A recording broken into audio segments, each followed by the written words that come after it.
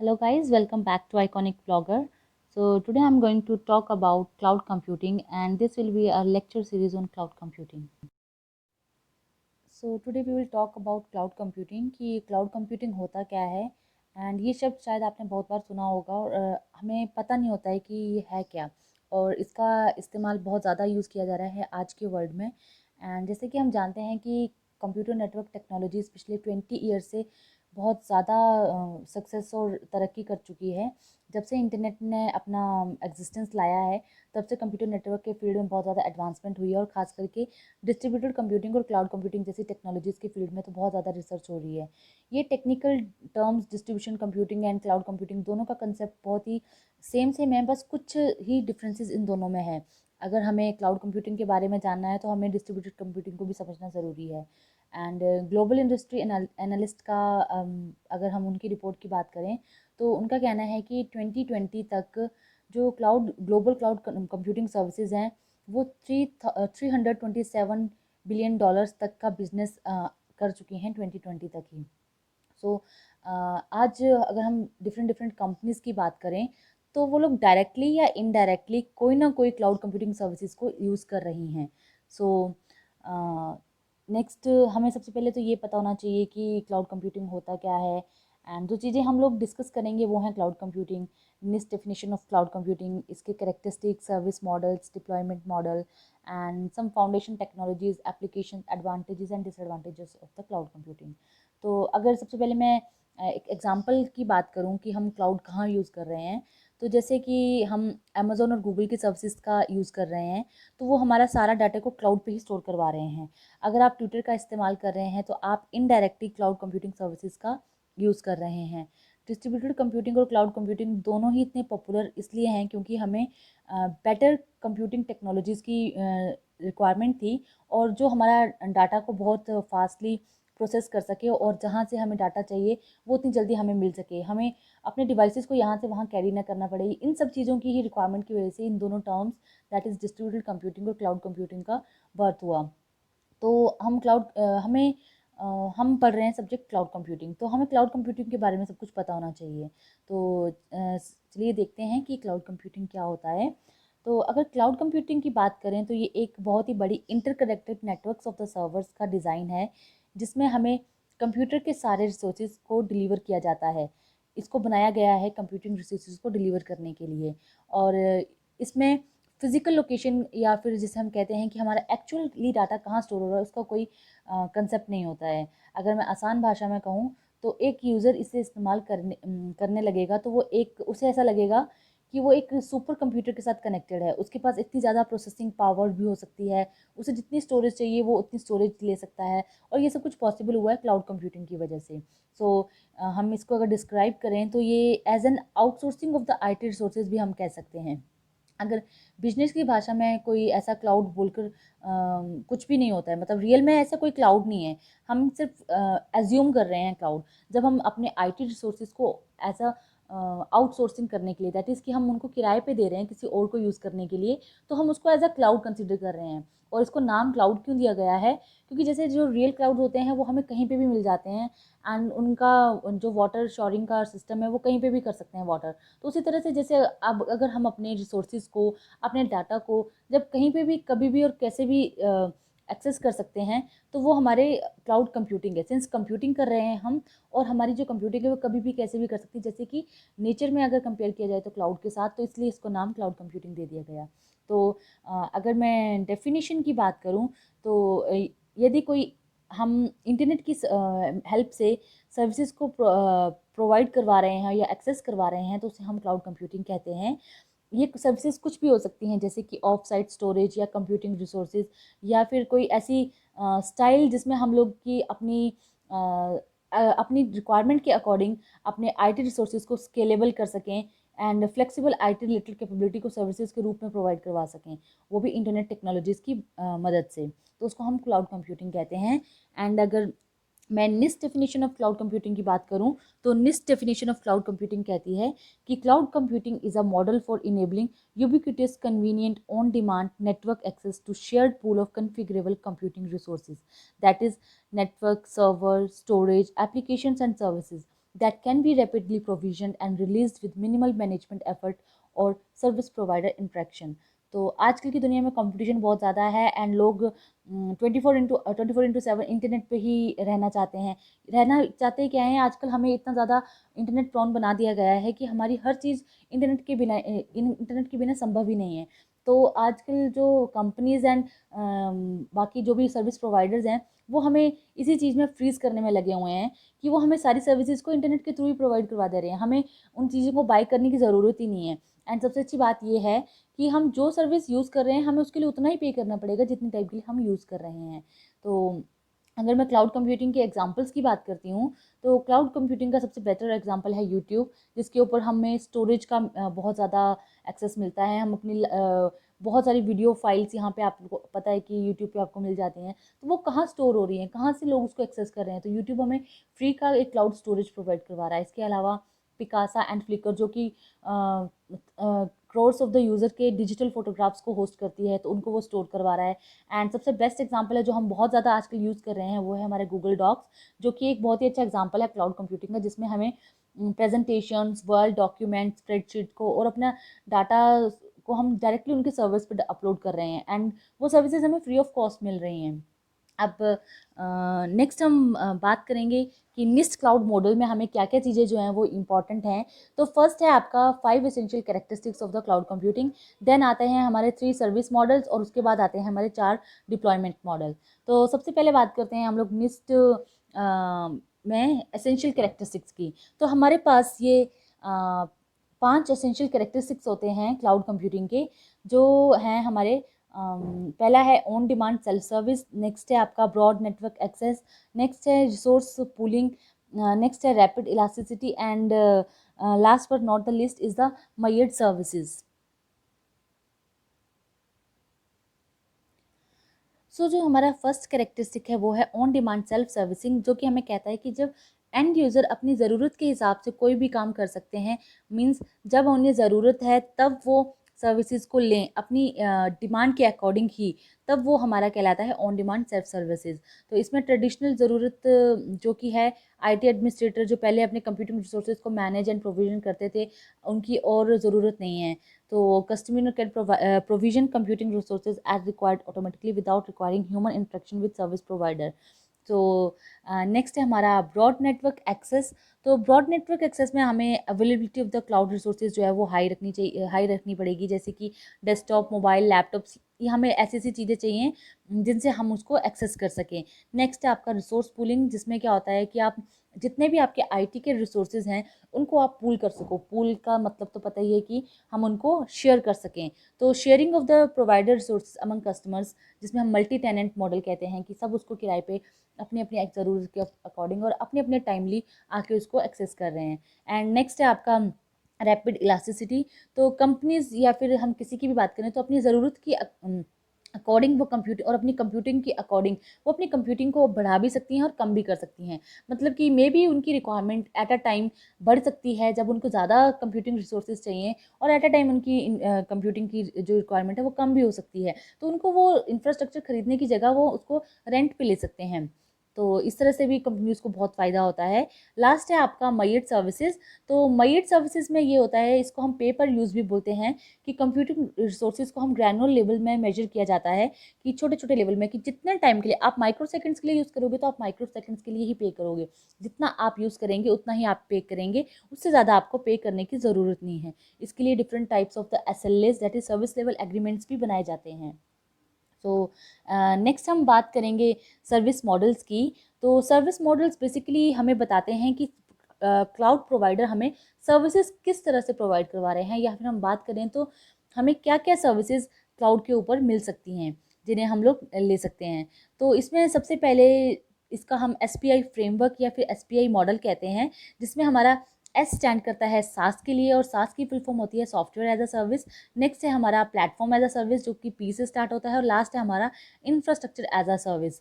तो इंफ्रास्ट्रक्चर इसमें हमें इंफ्रास्ट्रक्चर एज अ सर्विस मिलेगा। तो इनको हम देखते हैं। दिस इज़ हाउ ये पूरा दिखता है, कि हमारे सबसे नीचे लाई करते हैं हमारे सर्वर्स। सर्वर्स के इमीडिएट ऊपर जो होता है वो होता है इंफ्रास्ट्रक्चर। अगर हमें सर्वर्स से ऊपर की सर्विसेज मिल रही हैं, तो हमें यानी कि इंफ्रास्ट्रक्चर एज अ सर्विस मिल रहा है, हम उसको डायरेक्टली यूज़ कर सकते हैं। एंड उससे ऊपर हमारा platform as a service, and उसके ऊपर software as a service, and सबसे ऊपर होता है हमारा क्लाइंट इन सभी सर्विसेज को इसी लेवल में एक्सेस कर सकता है। जितना वो डीप जाएगा नीचे, उतना उसकी कोस्टिंग एंड उतना उसकी एक्सेसिबिलिटी बढ़ती जाएगी, एंड उसको काम करने का उतना ज़्यादा भी काम करना पड़ेगा। सबसे पहले बात करते हैं सॉफ्टवेयर एज अ सर्विस की।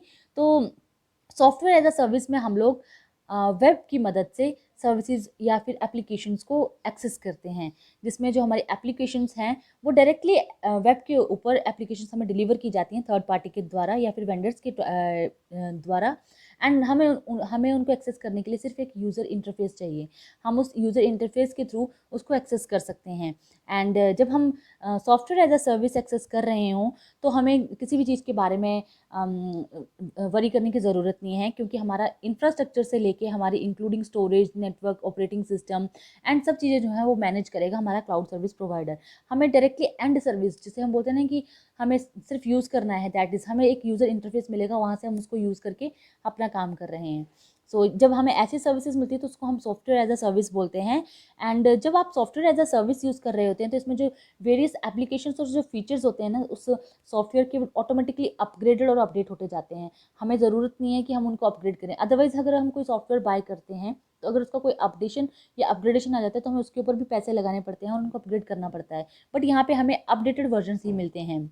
एंड सबसे अच्छी बात ये होती है कि जब मल्टीपल यूजर्स ऑनलाइन ही यूज़ कर रहे हैं, तो उनको हर जगह पे सेम वर्जन्स और सेम सॉफ्टवेयर्स मिलेंगे, जो कि अदर्स के साथ भी कंपैटिबल होंगे। नेक्स्ट हमारा है कि इसके एडवांटेज क्या है कि हमें लाइसेंस के बारे में फ़िक्र करने की ज़रूरत नहीं है, क्योंकि हम सिर्फ उतनी जितनी देर के लिए यूज़ करेंगे उतनी देर के लिए ही हमें पे करना है। एंड सब्सक्रिप्शन हम सिर्फ उन सर्विसेज की लेते हैं। जैसे आपने सुना होगा कि आजकल हम लोग टीवीज़ पे भी सब्सक्रिप्शन लेते हैं। अगर हमने 1 साल का सब्सक्रिप्शन लिया था, तो 1 साल के लिए पे करेंगे और 1 साल के लिए देख सकते हैं। उसी तरह से हम सॉफ्टवेयर एज अ सर्विसेज को भी जितनी देर के लिए यूज़ करना है उतनी देर के लिए उनको सब्सक्राइब कर सकते हैं। तो इसमें वेंडर्स के क्या एडवांटेज हैं, तो उसका एडवांटेज ये है कि उसको पायरेसी का कंसर्न नहीं रहता है, और अनलाइसेंस का, कि उसका जो सॉफ्टवेयर है वो पायरेट हो जाएगा, क्योंकि वो लोगों को खुद प्रोवाइड करवा रहा है कि भाई जितना टाइम के लिए आपको यूज़ करना है आप यूज़ करिए, एंड उतने के लिए मुझे पे कर दीजिए। एंड इससे वेंडर को एक constant stream of the income भी मिलती रहती है, और जितनी ज़्यादा उसके सब्सक्राइबर्स होंगे उतना उसका बेनिफिट होगा। अगर हम सास के एग्जांपल्स की बात करें, तो जैसे हमारा salesforce.com है, ये एक एग्जांपल है सास का, जो हमें software as a services provide करवाता है। नेटसूट, पोस्टिनी एंड फेसबुक, ये सब हमारे सास के एग्जांपल्स हैं। एंड गूगल ऐप इंजन भी हमारा सास का एग्जांपल है। एंड इसके बाद ये हमारा case study of the salesforce.com है, जो कि ओरेकल एम्प्लॉयज़ ने 1999 में बनाया था to create an CRM, that is customer relation सिस्टमशिप। And then it was created as a hosted software based on the cloud computing model. And applicability of the SaaS की ये एंटरप्राइज में कैसे काम कर सकता है, एंड किस तरह से हम इसको कर सकते हैं। देन नेक्स्ट आता है हमारा प्लेटफॉर्म एज अ सर्विस। जो हमारा प्लेटफॉर्म एज अ सर्विस है, इसमें हमें जो क्लाउड प्रोवाइडर है वो हमें हमारी प्लेटफॉर्म को मैनेज करने की परमिशन देता है। दैट इज़ हम लोग अपने सर्विसेज और टूल्स को भी मैनेज कर सकते हैं, हम लैंग्वेजेस को भी एक्सेस कर सकते हैं, एंड फ्रेमवर्क्स को भी। पिछले वाले में हमारे पास एंड प्रोडक्ट था, अब हम प्रोडक्ट को क्रिएट कर सकते हैं प्लेटफॉर्म एज अ सर्विस की मदद से। तो जो आपका प्लेटफॉर्म एज अ सर्विस है, ये सेंट्रलाइज IT ऑपरेशन से कंप्यूटिंग इंफ्रास्ट्रक्चर को प्रबंधित करने के लिए सॉफ्टवेयर डेवलपमेंट की एक सेल्फ सर्विस मॉडल की सीरीज प्रोवाइड करवाता है। इसमें हमें ईमेल सर्विसेज, जीमेल, outlook.com, ये सब चीज़ें सर्विसेज मिलती हैं। एंड जो आपका पास है, उसके बीच में डिफ़िकल्टी बस इतना ही है कि ये जो हमारा डेवलपर है उसको लॉक कर देता है एक पर्टिकुलर प्लेटफॉर्म वेंडर के ऊपर। अगर वो वेंडर आपको एक पर्टिकुलर टाइप का प्लेटफॉर्म प्रोवाइड करवा रहा है, तो अगर आप अपनी एप्लीकेशन उस पर बना रहे हैं, तो आपको उसी पे ही डिपेंड होना पड़ेगा। थोड़ी मोबिलिटी इसमें कम हो जाती है। जैसे अगर बात करें कि अगर हमने कोई एप्लीकेशन पाइथन में गूगल API के अगेंस्ट लिखा है, तो वो गूगल एप्स इंजन में ही वर्क करेगा, बाकी जगह वर्क में भी वो ना करें। देन पास प्रोवाइडर्स की बात करें, तो Google app engine, Windows azure, Microsoft .NET services, Cisco Webex connect, long jump and force.com। तो force.com का केस स्टडी है ये, कि salesforce.com ने जब सास बना लिया, उसके बाद उन्होंने पास डेवलप करने के लिए force.com प्रोवाइड करवाया। यहाँ पे वो अपने कस्टमर्स को एक्सेस देते हैं कि वो खुद से अपनी एप्लीकेशंस को बना सकते हैं, कोई भी लैंग्वेज यूज़ करके। जो बेसिकली उन्होंने लैंग्वेज यूज़ किया था वो था एपेक्स। नेक्स्ट आता है हमारा इंफ्रास्ट्रक्चर एज अ सर्विस, तो ये जो है हमारा लास्ट लेयर भी कह सकते हैं हम अपने सर्विस मॉडल में। एंड यहाँ पे हमें सब चीज़ें ही मिल जाती हैं एज अ सर्विस, जिसमें हमारी स्टोरेज से लेके नेटवर्क एक्सेस से लेके एंड कंप्यूटिंग रिसोर्सेज, मतलब अगर हमें सीपीयू भी चाहिए तो वो भी हमें ऑन डिमांड मिल जाएगा, बस हमें उसको एक्सेस करने के लिए एक अच्छा क्लाइंट मिलना चाहिए। एंड इसी के थ्रू हम लोग एक सुपर कंप्यूटर का फील भी ले सकते हैं जब हमें इंफ्रास्ट्रक्चर एज अ सर्विस मिलेगा। तो जो एंड यूज़र होगा वो अपनी एप्लीकेशन को रन भी कर सकता है, कंट्रोल भी कर सकता है, डिप्लॉय भी कर सकता है। एंड इसमें ऑपरेटिंग सिस्टम से लेके application and possibly limited control of the selected network component सब कुछ इंक्लूड होता है। एंड जब हम इंफ्रास्ट्रक्चर एज अ सर्विस की बात करते हैं तो इसमें वर्चुअलाइजेशन का कॉन्सेप्ट आता है कि हमें जो हमारा जो सिस्टम का इमेज होगा वो किसी रिमोट लोकेशन पे जहाँ पे वेंडर ने उसको सेट किया है वहाँ पे होगा। एंड वहाँ पे हमारे सिस्टम की एक इमेज बना दी जाएगी। हम हर बार वहाँ पे लॉगिन करेंगे तो हमें ऐसा लगेगा हम अपना ही सिस्टम यूज़ कर रहे हैं, अपने सिस्टम पे ही इतनी ज़्यादा पावर यूज़ कर रहे हैं, बल्कि वहाँ पे उसकी एक इमेज बनी होती है जहाँ पे सेम फोल्डर्स जो आप बनाते जा रहे हैं वहाँ पे वर्चुअल मशीन्स के अकॉर्डिंग बनती चलती है। तो अगर बात करें एग्जांपल की तो AWS x Amazon web services एक बहुत ही अच्छा एग्जांपल है, जिसमें AMI अमेजन मशीन इमेजिंग का यूज़ किया जाता है, जिसमें आपको different types of the operating system Windows server से लेके लाइनक्स से लेके Linux red hat and operating system pre loaded मिलते हैं आपको, और आपको उनको मेंटेन नहीं करना पड़ता है, वो आपको मेंटेन करके दे देते हैं। नेक्स्ट अगर हम बात करें यास में, तो यास को हम हार्डवेयर एज अ सर्विस भी कहते हैं, क्योंकि इंफ्रास्ट्रक्चर मींस हार्डवेयर, तो हमें हार्डवेयर भी एज अ सर्विस प्रोवाइड करवाया जा रहा है। एंड ये छोटे छोटे जो नए नए हम लोग बडिंग पर्सनस होते हैं जो नई नई कंपनी खोलना चाहते हैं उनके लिए यास की सर्विसेज बहुत ही अच्छी हैं, क्योंकि हमें शुरू में पता नहीं होता है कि हमारी कंपनी कितना ही काम कर पाएगी एंड कितनी हमारी रिक्वायरमेंट होगी, तो उस टाइम पे हम ऐसी सर्विसेज को यूज़ करके अपनी कॉस्ट को इफेक्टिवली मैनेज कर सकते हैं। तो जो various types of the IaaS providers हैं वो हैं हमारे Amazon, Rackspace, GoDaddy, GoDaddy, Joint and Microsoft SQL services. And this is all how it looks like कि अगर हमें सॉफ्टवेयर चाहिए तो सॉफ्टवेयर एप्लीकेशन दैट इज सास, उसके बाद अगर हम डेवलपमेंट प्लेटफॉर्म मिल रहा है तो वो हमारा पास है, और अगर हमें infrastructure that is storage and CPU power and networking सभी डिवाइसेस वगैरह मिल रहे हैं तो हमारा इंफ्रास्ट्रक्चर एज अ सर्विस है। अगर बात करें कि कौन कौन सी चीज़ें मैनेज करनी है, तो यहाँ पे आप देख सकते हैं ट्रेडिशनल IT में हर चीज़ हमें खुद मैनेज करनी पड़ती है, लेकिन IaaS में हमें सिर्फ एप्लीकेशन डाटा रन टाइम और मिडलवेयर ऑपरेटिंग सिस्टम मैनेज करना पड़ेगा। बाकी जो वर्चुअलाइजेशन सर्वर स्टोरेज और नेटवर्किंग है इनकी देख रेख और सब कुछ मैनेजिंग का काम हमारा क्लाउड सर्विस प्रोवाइडर करेगा। पास में ये और भी कम हो जाता है, हमें सिर्फ दो ही चीज़ें मैनेज करनी होती है, वो है हमारी एप्लीकेशन और उसका डाटा। बाकी रन टाइम से लेके स्टोरेज सब कुछ हमारा क्लाउड सर्विस प्रोवाइडर ही मैनेज करेगा। एंड अगर हम बात करें सॉफ्टवेयर एज अ सर्विस की, तो उसमें हम लोग कुछ भी मैनेज नहीं करते हैं, हम सिर्फ यूज़र इंटरफेस से उसको एक्सेस करते हैं। नेक्स्ट हम आते हैं हमारे डिप्लॉयमेंट मॉडल।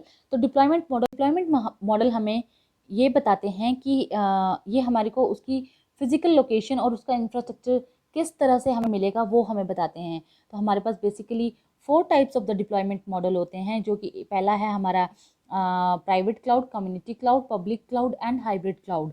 तो जो ये हमारे मॉडल्स हैं ये हमारे बताते हैं कि हमारा नेटवर्क एक दूसरे के साथ कैसे कनेक्टेड है और ये एक दूसरे के साथ किस तरह से बात करेगा। तो अगर सबसे पहले बात करें तो प्राइवेट क्लाउड, तो ये एक ऐसा क्लाउड इंफ्रास्ट्रक्चर है जो कि हमें डेडिकेटली किसी एक पर्टिकुलर IT ऑर्गेनाइजेशन के सारे कामों को होस्ट करता है, जिससे कि इसका कंप्लीट कंट्रोल डाटा के ऊपर होता है, जिससे कि सिक्योरिटी ब्रीच होने की आशंका ना के बराबर होती है। दिस मीन्स कि अगर मैं बात करूं एग्जांपल की, तो अगर एक कोई पर्टिकुलर कंपनी है वो अपनी प्रीमिसेस के अंदर या प्रीमिसेस के बाहर अपने सिर्फ अपनी ही एम्प्लॉयज़ के लिए क्लाउड सर्विसेज प्रोवाइड करवाती है कि उनके लिए वो resources and all IT resources को एक जगह पे कन्फिगर करवा के रख देती है जिनको उन्हीं की ही कंपनी यूज़ कर सकती है, तो वो हमारा प्राइवेट क्लाउड कहलाता है। एंड ये इतना ज़्यादा कॉस्ट इफेक्टिव नहीं होता है, इसमें सिक्योरिटी पॉइंट ऑफ व्यू से ये बहुत हाईली और बहुत ही अच्छा है। इसमें मिशन क्रिटिकल एप्लीकेशंस के लिए भी ये बहुत अच्छा है। एंड बात करें तो ये सबसे ज़्यादा यूज़ होता है हमारी हेल्थ केयर और फार्मास्यूटिकल इंडस्ट्रीज़ में, जहाँ पे हमारा मूवमेंट ऑफ द डाटा और सिक्योरिटी ऑफ द डाटा बहुत ज़्यादा मैटर करती है। एंड डिफरेंट कंट्रीज़ में डिफरेंट डिफरेंट लॉज होते हैं डाटा को कैसे उसको ब्रीच मानेंगे और कब नहीं मानेंगे, और अमेजोन ऑल्सो प्रोवाइड करता है हमें वर्चुअल प्राइवेट क्लाउड्स की सर्विसेज को। अगर हम नेक्स्ट बात करें पब्लिक क्लाउड की, तो इस प्रकार के क्लाउड जो है इंफ्रास्ट्रक्चर को दूसरे सर्विस प्रोवाइडर होस्ट करते हैं, जहाँ पे हमें सर्विसेज जो हैं वो पब्लिकली एक्सेस होती हैं। मतलब जब भी हम कोई सर्विस को पब्लिक क्लाउड पे रखेंगे तो उसको हर कोई एक्सेस कर सकता है। कोई इसमें सिक्योरिटी बहुत कम हो जाती है एंड इसमें कंट्रोल जो होता है वो टोटली यूजर्स, आपके जो प्रोवाइडर हैं वो उस डाटा को कभी भी उसकी गारंटी नहीं देते हैं कि वो सिक्योर रहेगा कि नहीं रहेगा। तो जो आपका पब्लिक क्लाउड मॉडल है ये आपका ट्रू क्लाउड होस्टिंग को रिप्रेजेंट करता है एंड इसमें जो आपकी सबसे बेस्ट चीज़ जो इसमें होती है कि ये हमारे लोड स्पाइक्स को मैनेज करने में, यूटिलाइजेशन और इंफ्रास्ट्रक्चर की रियल कैपेबिलिटी को एक्सेस करने में हेल्प करता है। This model also help it to reduce the capital expenditure and bring down the operational IT costing. और अब नेक्स्ट बात करते हैं कम्युनिटी क्लाउड की। तो कम्युनिटी क्लाउड तब बनाया जाता है जब 2 या 3 ऐसी ऑर्गेनाइजेशन मिल जाएं जिनकी रिक्वायरमेंट सेम हो, मतलब उनको सेम टाइप के रिसोर्सेज चाहिए। तो वो लोग या तो खुद से ही एक ऐसा क्लाउड बना ले जहाँ से वो उन रिसोर्सेज को एक्सेस कर सकते हैं, या फिर किसी थर्ड पार्टी के साथ वो लोग कॉन्ट्रैक्ट कर लें जो ऐसी सर्विसेज प्रोवाइड करवा रही है जो बाकी भी यूज़ कर रहे हैं। ये एक तरह का मल्टी टेनेंट मॉडल है एंड इसमें ये पब्लिक क्लाउड से ज़्यादा सिक्योर रहेगा एंड इसमें जो बेनिफिशियरी होते हैं वो होते हैं जैसे ग्रुप्स ऑफ हेल्थ ऑर्गेनाइजेशन, क्योंकि उनको आपस में अपने पेशेंट्स का डाटा ट्रांसफ़र करना पड़ता है ड्यू टू कि समझ सकें वो ट्रेंड्स को कि किस तरह की बीमारियां हैं या सब कुछ इस तरह का। एंड नेक्स्ट आता है हमारा हाइब्रिड क्लाउड। तो हाइब्रिड क्लाउड ये कॉम्बिनेशन होती है 2 या उससे ज़्यादा क्लाउड्स का, और वो क्लाउड जैसे प्राइवेट और पब्लिक क्लाउड या पब्लिक या कम्युनिटी क्लाउड, तभी जाकर हम उसको हाइब्रिड क्लाउड इंफ्रास्ट्रक्चर कहते हैं। एंड ये एक सिंगल एंटिटी से नहीं बनता है। जब हम दो या दो से ज़्यादा क्लाउड जो पिछले हैं हमारे community cloud, private cloud and public cloud, उनको मिला के बनाते हैं तो उसको हम हाइब्रिड क्लाउड कहते हैं। एंड ये हमारी अलाउ करता है हमें जो सभी के अच्छे अच्छे फीचर्स हैं उनको इनहेरिट करने में। जैसे हमारा प्राइवेट क्लाउड है वो सर्विस के लेवल, सिक्योरिटी के लेवल से बहुत ही अच्छा होता है, तो हम उसकी वो वाली प्रॉपर्टीज़ को एक्सट्रैक्ट कर सकते हैं एंड पब्लिकली हम सर्विसेज को प्रोवाइड करवा सकते हैं। तो इस तरह से ये हमें अच्छी ही क्वालिटीज़ को उठाने में हेल्प करता है। नेक्स्ट हमारे जो हम नेक्स्ट लेक्चर में कवर करेंगे वो है हमारी foundation technologies of the cloud computing. Thank you.